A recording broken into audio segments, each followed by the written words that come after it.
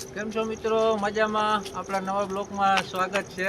આજે આપણે જુનાગઢ ગિરનાર પર્વત ચડવા આવી ગયા છે. અને જો આ વિરાજ ને રિયા ને જો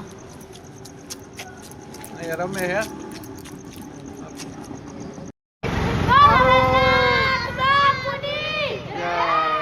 આવો મિત્રો, આપણે 5 વાગ્યામાં નીકળી ગયા છે.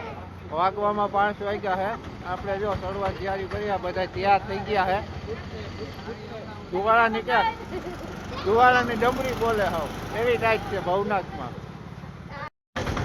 મિત્રો જો અહીંથી ચડવાનું સ્ટાર્ટ થાય છે પગથિયા, અને ગમે ત્યાં આવો તમે પણ અહીંયા ફાંકીયું પ્લાસ્ટિકની બોટલો એ લઈ જવાની મનાઈ છે, શેક થાય છે. કોઈ આવો તો લઈ ના આવતા. મિત્રો જો ચડવાનું ચાલુ કરી દીધું છે. 250-300 પગથિયા ચડી ગયા છે, હજી ચાલુ જ છે. જો મિત્રો, શ્રી સંત શ્રી વેલનાથ સમાધિ તરફ જવાનો રસ્તો આ બધા ચડે જ છે, અને રસ્તો આ તરફથી જાય છે.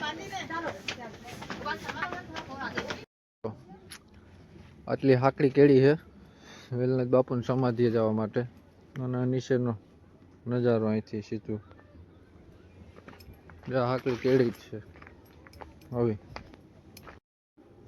મિત્રો આપણે વેલનાથ બાપુની સમાધિએ પૂગી ગયા. જો વિરાજ ને રિયા ને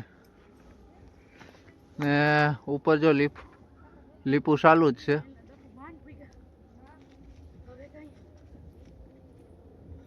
બે જાય ને બે આવે. મિત્રો આપણે ઉતરવાનું ચાલુ કરી દીધું છે, ને જો વાંદરા બેઠા છે અહીંયા સાથે અહીંયા. મિત્રો અહીંયા જ્યાં જોવો ત્યાં વાંદરા જ દેખાય છે.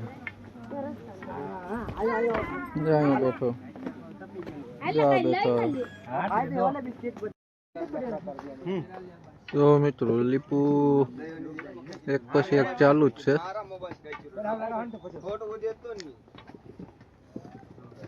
અને આ ગુરુ દાતાત્રેય.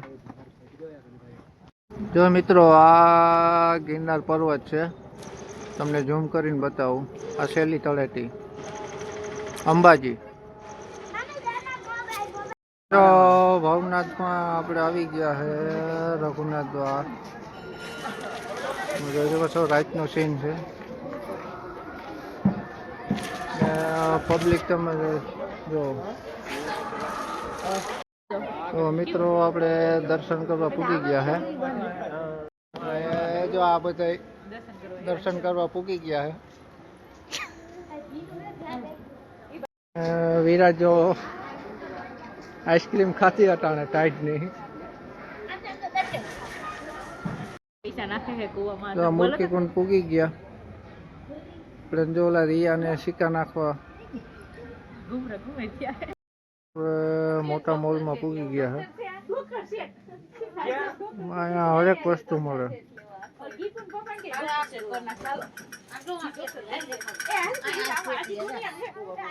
રમેશભાઈ 5 લેવાના છે કે શું છે? એવું